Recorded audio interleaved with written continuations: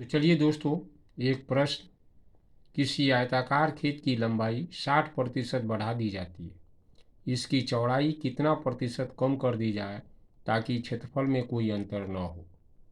तो प्रतिशत कम कर दी जाए, प्रतिशत कमी निकालना है तो प्रतिशत कमी हम लिखते हैं। कितने प्रतिशत की वृद्धि होती है उसकी लंबाई में, 60% को, तो 60 ऊपर लिखते हैं। इसी 60 को चूंकि बढ़ा दी जाती है इसलिए 100 को 60 के साथ में हम जोड़ते हैं और गुने 100 लिखते हैं।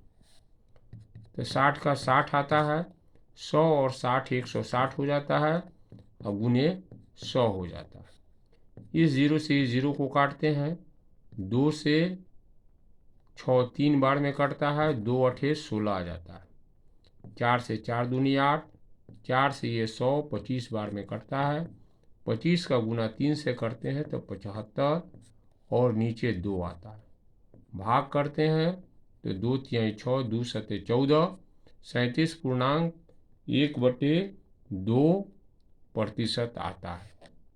यानी इसकी चौड़ाई में 37.1/2% की कमी करना पड़ेगा, तभी आयताकार के क्षेत्रफल में कोई अंतर न होगा। आप हमारे चैनल को सब्सक्राइब करें और अधिक से अधिक शेयर करें।